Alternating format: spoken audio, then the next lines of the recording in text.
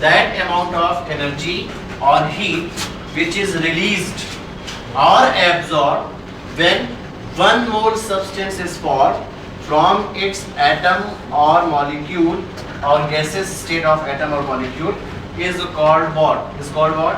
Enthalpy of formation. Exactly. अब कोई भी चीज बनती है तो फॉर्म होती है, फॉर्म होती है तो मोर स्टेबल या लेस स्टेबल? स्टेबल ज्यादा, तो इसका मतलब उसकी एनर्जी कम। पहले एनर्जी ज्यादा थी, अब एनर्जी कम हो गई। It means amount of energy release होगी या देना पड़ेगा? रिलीज होगी। इसका मतलब प्रोसेस क्या होगा? एक्सोथर्मिक या एंडोथर्मिक? एक्सोथर्मिक। इसका मतलब ज्यादातर हीट ऑफ फॉर्मेशन कैसा होना चाहिए? एक्सोथर्मिक। हाँ, कभी-कभी फॉर्मेशन एंडोथर्मिक भी हो सकता है। That is depend upon situation कि यहाँ पर आपको ब्रेक करने के लिए एनर्जी आपको देना पड़ेगा या लेना पड़ेगा। That is different thing. लेकिन ज्यादातर अमाउंट ऑफ एनर्जी जो भी होगा वो एक्सोथर्मिक होगा या एंडोथर्मिक होगा? एक्सोथर्मिक होगा। इट मींस दैट, फिर से सुन लेते हैं हम लोग, फिर से देखते हैं।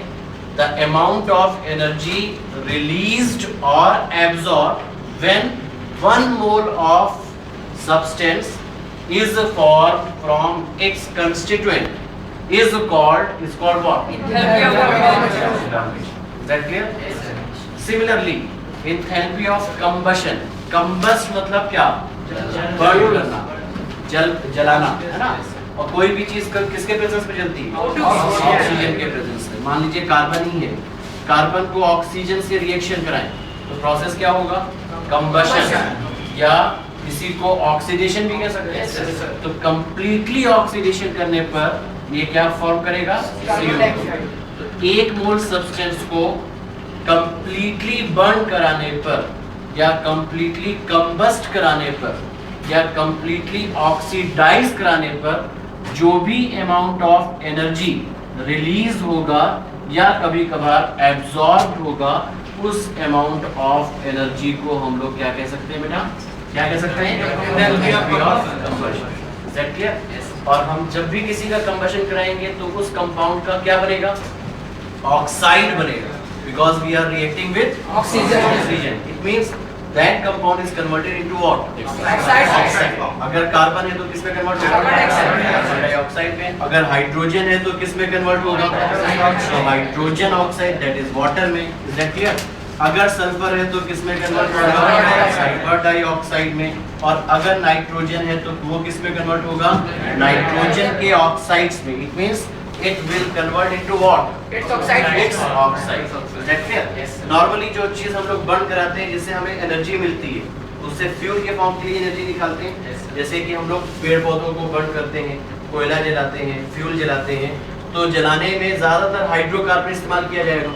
क्या इस्तेमाल किया जाता है बेटा? और हाइड्रोकार्बन में क्या होता है बेटा? Carbon and hydrogen. मान लेते हैं कार्बन X है और हाइड्रोजन जो है वो Y है।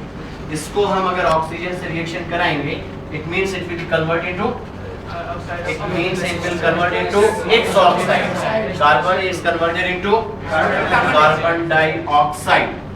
Hydrogen is converted into water. कितना अमाउंट ऑफ निकल रहा है यहाँ पे बेटा? कार्बन X, लेकिन हाइड्रोजन कितना बेटा? Y/2, क्योंकि यहाँ H सिंगल है ना, यहाँ H कैसा है बेटा? डबल। Yes, तो वो हम लोग फिर बाद में बैलेंस करके देख सकते हैं। तो amount of hydrogen, amount of energy released when 1 mole of substance is completely oxidised और completely burn is called what? Enthalpy of combustion. Is that clear? और इसका जस्ट उल्टा, अमाउंट ऑफ एनर्जी रिलीज्ड और given when 1 mole substance is formed from its constituent is called what? Energy of formation. यानी अगर हमें formation पता है तो क्या पता चल सकता है? कंबशन पता चल सकता है। और अगर कंबशन पता है तो क्या पता चल सकता है? फॉर्मेशन पता कर सकते हैं। एंथैल्पी ऑफ फॉर्मेशन से कंबशन, कंबशन से फॉर्मेशन पता कर सकते हैं। हाँ, ये एनर्जी जो है वो थोड़ा सा इन सबसे अलग है। आप बताइए बेटा, एसिड किससे, एसिड अगर मिलेगा बेस से तो क्या बनेगा? Salt and water. Salt and water.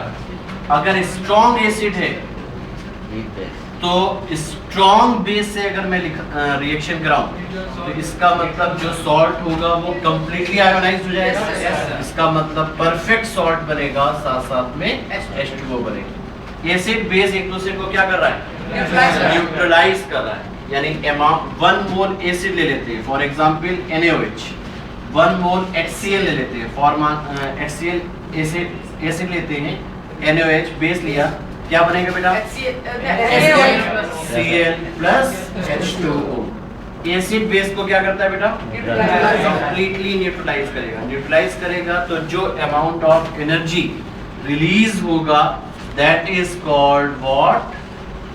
That is called what? Enthalpy of neutralization. इसका मतलब डेफिनेशन क्या हुआ? अमाउंट ऑफ हीट रिलीज्ड और given when 1 mole acid is neutralized by 1 mole base. Okay? अगर स्ट्रॉन्ग एसिड है, स्ट्रॉन्ग बेस है, तो delta HN यानी enthalpy of neutralization -13.7 kilo calorie per mole calculate की जाती है। कितना बेटा जल्दी बताओ? -13.7 किलो कैलोरी पर मोल। अच्छा, इसको जूल में कन्वर्ट करना होगा तो क्या करेंगे? -13.7 इंटू 4.18। अब ये किस में कन्वर्ट हो जाएगा? जूल पर मोल। तो ये अप्रोक्सीमेटली 57.2 किलो जूल पर मोल आता है। Is that clear? तो दो वैल्यू हुई, स्ट्रॉन्ग एसिड स्ट्रॉन्ग बेस के लिए कैलोरीज में क्या आएगा जल्दी बताओ? 13.7 किलो कैलोरी पर मोल। और अगर जूल में बात करेंगे तो कितना आएगा? 57.2 किलो जूल पर मोल। अगर इनमें से कोई एसिड है, एसिड वीक हो या कोई बेस वीक हो, तो क्या तब भी इतनी वैल्यू आएगी? तब भी वैल्यू नहीं आएगी, because delta HN is enthalpy of ionization and enthalpy of water. ये फॉर्मूला ध्यान से देखिए, आयोनाइजेशन एंड वाटर, ये डेल्टा HN होता है। HN मतलब व्हाट? अगर स्ट्रॉन्ग एसिड स्ट्रॉन्ग बेस है तो आयोनाइजेशन 100% हुआ या कम हुआ? 100% हुआ, तो इसकी वैल्यू कितनी आ जाएगी बेटा? 0। और डेल्टा H2O की वैल्यू आती है कितना? -13.7 kilo calorie. This means overall कितना है जल्दी बताओ? डेल्टा HN कितना आया बेटा? डेल्टा HN आया -13.7 किलो कैलोरी पर। Is that clear? अगर हमारे पास कोई वीक एसिड होगा या कोई वीक बेस होगा तो क्या आयोनाइजेशन 100% होगा? कुछ ना कुछ बच जाएगा, क्योंकि अगर स्ट्रॉन्ग नहीं है तो कुछ ना कुछ बच जाएगा। जो बचेगा उसकी एनर्जी यहाँ पर आएगी। वो एनर्जी यहाँ पर अगर लिखेंगे तो उसमें ऐड करना पड़ेगा या माइनस साइन के साथ निगेटिव करना पड़ेगा। इसका मतलब मैक्सिमम वैल्यू कब आएगी? जब 100% आयोनाइजेशन हो रहा हो। 100% आयोनाइजेशन कब होगा? जब स्ट्रॉन्ग एसिड और स्ट्रॉन्ग बेस।